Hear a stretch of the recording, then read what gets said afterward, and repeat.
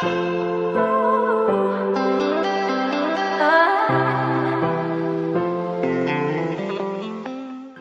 guys, my name is Ayin. Welcome back to my channel. Oh my god.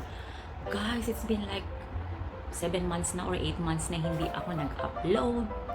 Magmula nung ako ay nagbakasyon ng Pilipinas, tinamad na ako. Actually, ang dami-dami kong mga videos na dapat i-upload ko pero hindi ko alam kung ano nangyari. Hindi ko talaga alam, as in hindi ko alam guys. Ngayon, namimiss ko na kayo. Hindi ko alam kung namimiss niyo ako, pero miss na miss ko na kayo guys. Hindi ko alam, talagang tinubuan ako ng katamaran.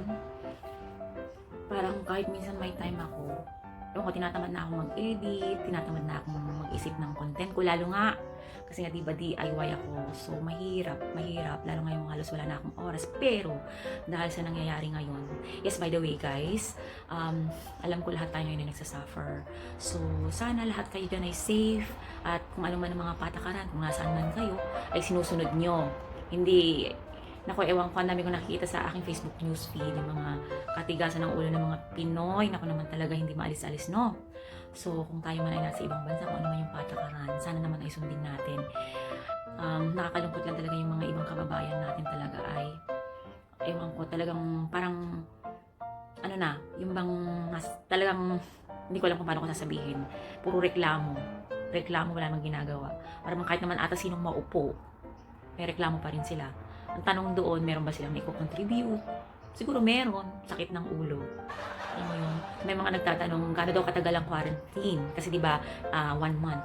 Pero sa tingin ko, ang quarantine ay magtatagal depende sa tigas ng ulo ng mga Pilipino. Di ba? Agree kayo?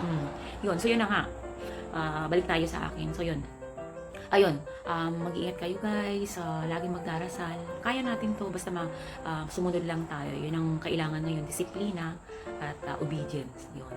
So, dasal-dasal lang tayo. Actually, hindi man ako naka-quarantine, pero yun ang mga apektado lahat ng business.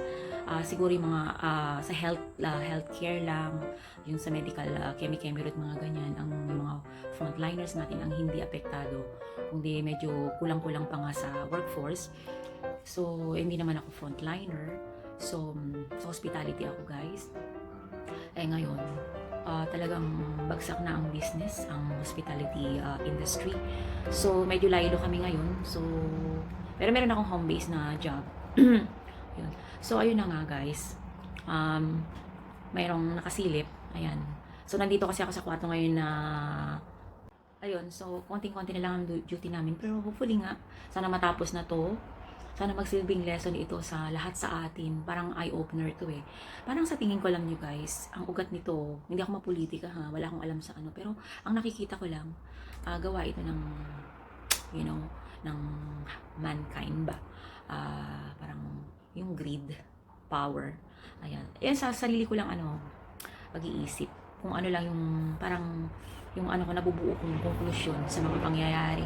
Sana magsilbing lesson itong dilubyong nangyari sa atin.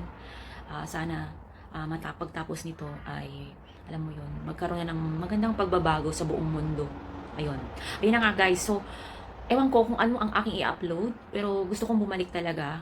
Kasi, Diyos ko, ang dami ko ring hirap dito, no? So, sana nga lang ngayon, kung hindi ko pa alam kung anong i-upload ko, pero ito lang muna siguro.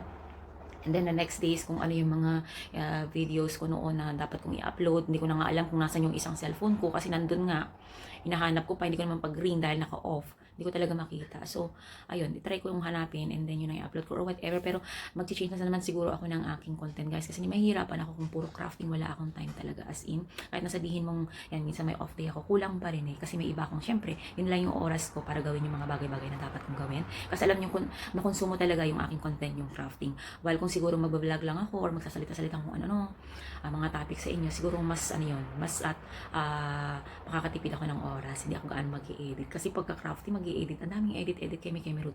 So, ayan na nga guys. So, I hope nandiyan pa rin kayo. So, talagang na-miss ko kayo guys. And I hope everyone is okay. And don't forget to pray. And let's fight COVID. And yan, pagdasal natin na sana matapos na ito at magsilbing aral at matauhan ang sangkatauhan. So that's it guys. I hope to see you again on my next video.